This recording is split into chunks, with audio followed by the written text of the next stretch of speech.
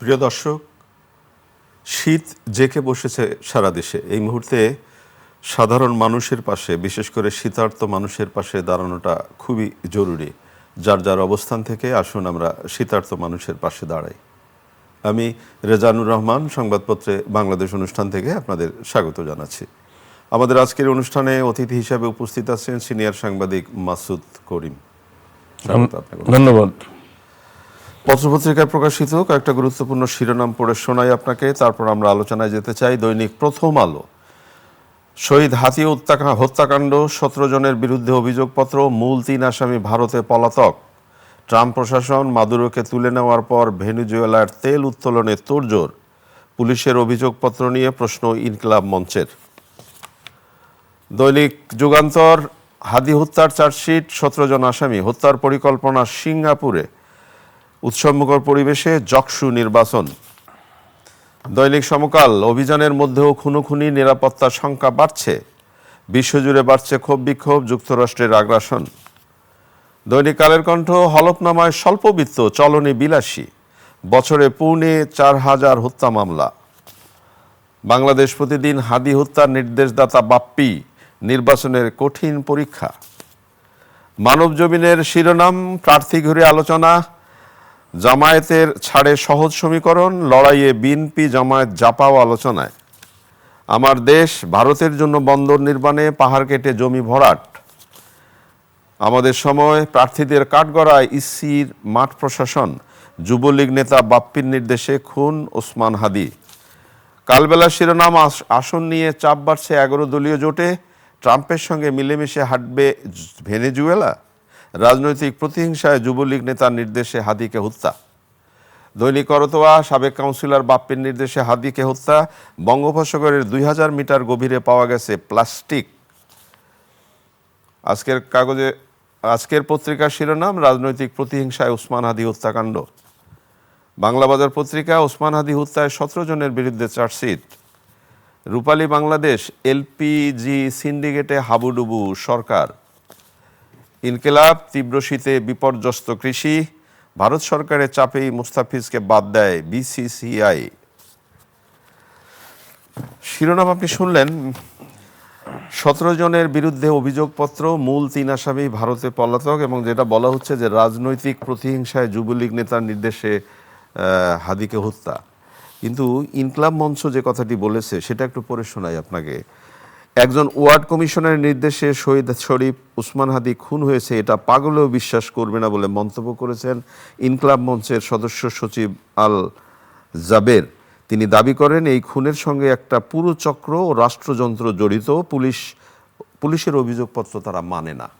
তাহলে কি দাঁড়ালো? ধন্যবাদ। শহীদ ওসমান হাদি, শরীফ ওসমান হাদি, যিনি ইনকিলাব মঞ্চের মুখপাত্র ছিলেন, তার এবং 2024 সালের যে গণঅভ্যুত্থান, তার একটা প্রথম সারির একজন নেতা, জুলাই যোদ্ধা, সম্মুখ সারির যোদ্ধা, এবং তিনি একটা উদীয়মান রাজনৈতিক নেতা হওয়ার, ইনকিলাব নেতা হওয়ার একটা সম্ভাবনা ছিল। তো তাকে ভাবে নৃশংসভাবে হত্যা করা হয়েছে, যেটা একেবারে গুলি করে প্রকাশ্য দিবালোকে।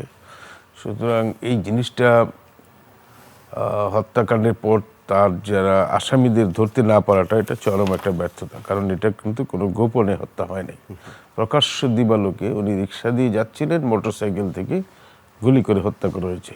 এখানে প্রচুর মানুষজন ছিলেন, আশেপাশে হয়তো পুলিশও থাকতে পারেন, এবং সিসিটিভি ছিল, মোবাইল অনেকে করতে পারেন, কিংবা এটা একটা নিরাপত্তার চিত্র যে বাংলাদেশের ঢাকা শহরে এরকম ঘটনা একটা অস্বাভাবিক ব্যাপার। এরপরে করছে, হত্যাকাণ্ডের পরেই আসামিরা একেবারে নিরাপদে পালিয়ে গেছে এই জায়গা ছাড়িয়ে, এমনকি ঢাকা শহর ছাড়িয়ে, আবার কেউ কেউ বলছে দেশ ছাড়িয়ে চলে গেছে আসামিরা।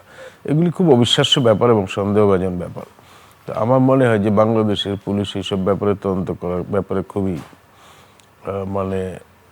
এক্সপার্ট একটা প্রতিষ্ঠান, এবং বাংলাদেশের গোয়েন্দা সংস্থাগুলিও অনেক কাজ তারা করেন। সুতরাং এই কাজটাও ভালো করে তদন্ত করতে তাদের এক্সপার্টিজ আছে।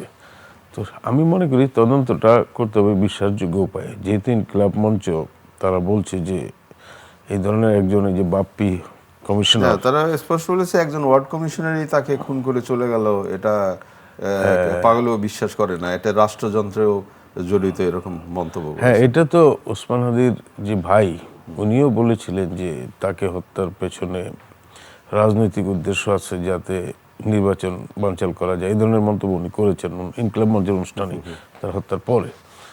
তো আমি মনে করি যে পরিবার এবং ইনকিলাব মঞ্চ এবং দেশবাসী সবাই যাতে বিশ্বাস করে সেই ধরনের একটা সুষ্ঠু, মানে বিশ্বাস মানে যেটা প্রকৃত ঘটনা, প্রকৃত ঘটনা। আসল অপরাধী যেভাবে এই নৃশংস খুনের ঘটনাটা ঘটলো সেটার রহস্য উন্মোচিত হওয়া খুব জরুরি।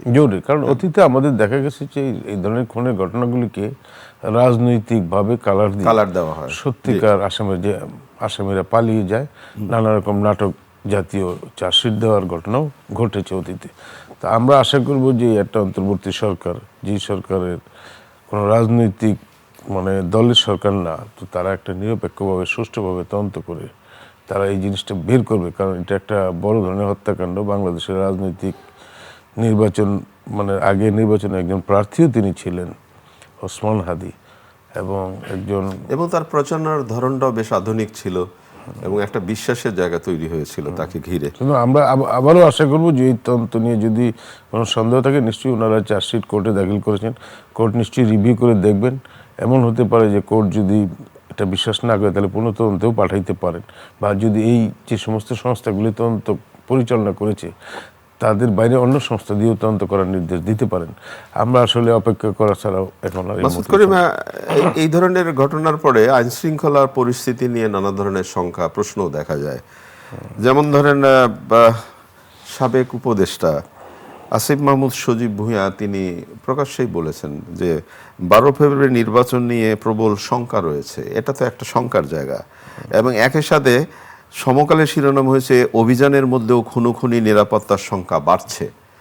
তাহলে যোগসূত্র আছে না এই ধরনের মন্তব্যের সাথে? মানে কি এই মন্তব্য কি আদৌ কি কথার কথা নাকি বাস্তবতা? একটা কথা হলো যে আমাদের দেশে আইন শৃঙ্খলা পরিস্থিতি অবস্থা খারাপ, এটা কেউ অস্বীকার করে না, এবং নির্বাচন যত দিন ঘনিয়ে আসতেছে সেটা আরও খারাপ হওয়ার আশঙ্কা উড়িয়ে দেওয়া যায় না। কারণ বাংলাদেশের নির্বাচনের ইতিহাসে সহিংস পরিস্থিতি হয় নাই, এরকম ঘটনা খুবই কম। তা আমি বলবো যে নির্বাচন ঘিরে সহিংসতার আশঙ্কা আছে, এই বছর আরও বেশি আছে। কারণ এই বছর আইন শৃঙ্খলা বাহিনী, বিশেষ করে পুলিশের এখন খুব যে চাঙ্গা মনোবল নিয়ে তারা কাজ করতেছে তাও না। তবে ইন এডিশন এখানে ম্যাজিস্ট্রেসি পাওয়ার সহ সেনাবাহিনী আছে, সেটা একটা আস্থার জায়গা। সেনাবাহিনী যদি ইচ্ছা করে তারা পরিস্থিতিটা স্টেবল রাখতে সমর্থ আছে, এটা কেউ অস্বীকার করবে না, যদি তারা ইচ্ছা করে। এখন সেটা হইল কথা। তো আমরা আবার একই সঙ্গে আইন শৃঙ্খলা পরিস্থিতিটা সে কারণে উন্নতি করার দরকার। নির্বাচন মাত্র 1 মাসের কিছু বেশি সময় আছে, অন্যান্য পর্যায়ক্রমিক কাজ আছে। তো এটার নির্বাচনে উপযুক্ত আইন শৃঙ্খলা পরিস্থিতি করতে গেলে যে ধরনের অভিযান পরিচালনা করা, সত্যিকার অভিযান পরিচালনা করা, যে অপরাধীদের ধরা, অবৈধ অস্ত্র ধরা এবং অন্যান্য কার্যক্রম পরিচালনা করা, সেটা একসাথে করতে হবে। বাট এই অজুহাতে আবার নির্বাচন পিছিয়ে দেওয়া, নির্বাচন অনিশ্চয়তা সৃষ্টি করা, সেটাও ঠিক হবে না। কারণ নির্বাচনটাও আমাদের দেশে খুবই জরুরিভাবে দরকার। বাংলাদেশে যদি নির্বাচন না হয় সেটার কনসিকুয়েন্স কিন্তু তার চেয়েও খারাপ। তাই আমি মনে করি নির্বাচনটা, আমরা তো 100তে 100 ভাগ নির্বাচন কোনো কালেই করতে পারি নাই। আমরা একটা ভালো নির্বাচন প্রত্যাশা করি, দেশের মানুষের কাছে গ্রহণযোগ্য, বাইরের মানুষের কাছে গ্রহণযোগ্য। এবং এবার তো বাইরের যে পর্যবেক্ষকরা এসেছেন ইউরোপীয় ইউনিয়ন থেকে এবং সারা বিশ্ব, জাতিসংঘ পর্যবেক্ষক পাঠাবে না বলে জাতিসংঘ কখনোই পাঠায় না। জাতিসংঘ এখানকার লোকাল অফিস তারা জিনিসগুলি দেখে, কিন্তু জাতিসংঘ এটা সিকিউরিটি কাউন্সিলের অনুমোদন নিয়ে, সাধারণ পরিষদের অনুমোদন নিয়ে, এবং সেই ধরনের ট্রাবল পরিস্থিতি, তো সেই ধরনের পরিস্থিতি তো আমাদের দেশে এখন না। কিন্তু আপনি কি ধরেন, আপনি 1 মাস বা 1 মাসের একটু বেশি, হয়তো 2-1 দিন এই যে নির্বাচনের সময় আছে, তো যেটা হয় যে এই ধরনের একটা বড় জাতীয় নির্বাচনের আগে সারা দেশে যে উন্মুখ নির্বাচনী আনন্দ, নির্বাচনী পরিবেশ, নির্বাচনী হইচই, সেইটা কি আপনি একটু দেখতে পাচ্ছেন? উত্তাপ উত্তেজনাটা তুলনামূলক কম, এটা নানা কারণেই হইতে পারে। তার মধ্যে কিছু কারণ হলো যে এখনকার তো নির্বাচন কমিশন এত বেশি কড়াকড়ি যে আচ্ছা। তারা প্রচার প্রপাগান্ডার ক্ষেত্রে নানা রকম আচরণবিধির একটা ব্যাপার তারা দিয়েছে। আর সবচেয়ে যেটা খুব চোখে পড়ার মতো হলো যে যারা স্বতন্ত্র প্রার্থী আসছে দাঁড়িয়েছে। তাদের ব্যাপারে খুব কড়াকড়ি। তা এটা কিন্তু এটা বাড়াবাড়ি পর্যায়ে পরে আমি বলবো যে এই যে সিগনেচার 1% ভোটারের আসনের, ওই ভোটারের বাড়িতে যাচ্ছে, ভোটারের ছবি তুলছে, ভিডিও করছে, এই জিনিসগুলি সেই ভোটার ভয় পেয়ে যাচ্ছে যে আমার না জানি কি হয়। আমার প্রার্থী যদি পাস না করে তাইলে তো আমার এই ছবি দেখে দেখে ধরবে দৌড়াতে পারে। তো সেই জন্য যে তুমি এদিকে অথবা পাস করলেও হইতে পারে ইন্টারলিয়েশন পার্টির থেকে। আমি মনে করি স্বতন্ত্র প্রার্থীদের আরো বেশি লিবার্টি দেওয়া উচিত এবং এইভাবে আতঙ্ক সৃষ্টি করাটা একটা বাড়াবাড়ি পর্যায়ে হয়ে যাচ্ছে। এখানে দেখা যাচ্ছে অনেক জায়গায় গুরুত্বপূর্ণ প্রার্থীদের ওই দেখা গেছে যার সিগনেচার নিচ্ছেন ওই ভোটার পালিয়ে গেছেন, বাসায় আর পাইলো না গিয়ে, তখন সেটা বলছে যে ফলস, কিন্তু উনি তো ভয়ে পালিয়ে গেছেন, উনি আদৌ দিছে। তো এটা যদি দলীয় প্রার্থীদের ক্ষেত্রে না থাকে, হ্যাঁ, যাদেরকে আপনি অনুমোদিত দল, নির্বাচন কমিশন নিবন্ধিত দল, তাদের ক্ষেত্রে যদি না থাকে, স্বতন্ত্র প্রার্থী কেন থাকবে? হ্যাঁ, বলতে পারেন যে দলের তো সমর্থক আছে, এটা একটা ব্যাপার আছে, বা দলের আছে, সদস্য আছে, এইগুলি ভুঁইফুর অনেক দল আছে যাদেরকে নির্বাচন কমিশন অনুমোদন দিয়েছে, যার কোনো অফিস নাই, কিছু নাই, কাগজপত্র ঠিক আছে, আসলে কিছুই নাই, গ্রাউন্ড নাই, এই প্যাট সর্বস্ব দলও কিন্তু আমাদের নির্বাচন কমিশন নিবন্ধিত মানে আছে। তাদের ক্ষেত্রে স্বতন্ত্র প্রার্থীরও হয়তো অনেক জনপ্রিয়তা আছে। অনেক বেশি জনপ্রিয়, যে তাসনিম যারা বেশ জনপ্রিয় প্রার্থী, ওনারটা বাতিল হয়ে গেল। তারপরে মাহমুদুর রহমান না, হ্যাঁ, তারপরে এই গোপালগঞ্জে গোবিন্দ হালদার, তারপরে আরো অনেক বড় বড় প্রার্থী বাতিল হয়ে গেছে, কারণ ওই যে যারা ভেরিফিকেশনে গেছে তারা এটা পায় না। আমি মনে করি যে স্বতন্ত্র প্রার্থীদেরকে একটু লিবার্টি দেওয়া উচিত, আমার মনে হয়, যেটা আইনে থাকলেও সেই জিনিসটার ক্ষেত্রে হঠকারিতা বাস্তব ভিত্তি থাকা উচিত। লিবার্টির কথা বললেন, এখন বিশ্বে তো একজন লিবার্টি ভোগ করছে, ট্রাম্প। তো এখন কি দাঁড়াবে ভেনেজুয়েলার মাদুরোর ভবিষ্যৎ কি হবে? ধন্যবাদ। এই বিষয়টা আমাদের মানে অনেকের নজরের বাইরে ছিল যে ট্রাম্প যখন ক্ষমতায় আসেন তিনি নতুন একটা নিরাপত্তা কৌশল ঘোষণা করেছেন, এই গত ডিসেম্বরেই উনি এটা প্রকাশ করেছেন। এই নিরাপত্তা কৌশলটা উনি গ্রহণ করেছেন, এটাকে মনরো ডক্ট্রিন বলে। জেমস মনরো নামে 1823 সালে আমেরিকার একজন প্রেসিডেন্ট ছিলেন। তিনি যে ডক্ট্রিনটা করেন সেটা মূল কথাটা ছিল যে পশ্চিম গোলার্ধটা আমেরিকার কন্ট্রোলে থাকবে। আচ্ছা। এবং এটা ফুল কন্ট্রোলে থাকবে। পশ্চিম গোলার্ধ মানে আপনি যদি একটা তরমুজকে কাটেন, একটা অংশ, অর্ধেক অংশ যেটা পশ্চিম পাশে, সেই অংশটা তার থাকবে। তার মধ্যে অবশ্যই greater America, America is not United states, এর বাইরেও আছে, সাউথ আমেরিকা, এইগুলি আছে। তো আমেরিকা এই সমস্ত যারা, সেটা তাদের ফুল কন্ট্রোলে থাকবে। ট্রাম্প কিন্তু সেই মনরো ডক্ট্রিন অনুসরণ করে উনি একটা ডক্ট্রিন করছেন, এটার নাম হলো দ্য ট্রাম্প কলোনারি। এবং এটাতে উনি বলছেন যে ওনার যে সমর্থক গোষ্ঠী আছে, মেক আমেরিকা গ্রেট এগেইন, এটাকে সংক্ষেপে বলে মাকা, এই মাগা গোষ্ঠীরা বলতেছে যে আমাদের আমেরিকার সম্পদ অন্যান্য দেশে দেব না, উত্তর কোরিয়া মানে ভেনেজুয়েলার সম্পদ কি আমেরিকার সম্পদ? না, সেটা তো না, সেটা আমি বলছি উত্তর গোলার্ধ যেটা, উত্তর গোলার্ধ যেটা, সেটা সে কন্ট্রোলে নেবে, এখানকার রিসোর্স সে কন্ট্রোলে নেবে। এবং আপনি লক্ষ্য করেছেন যে এখানে তেল সম্পদ আছে ভেনেজুয়েলাতে, আবার ওনারা বলছে যে মানে পাচারকারী বা মানে ইয়েতে সাথে জড়িত।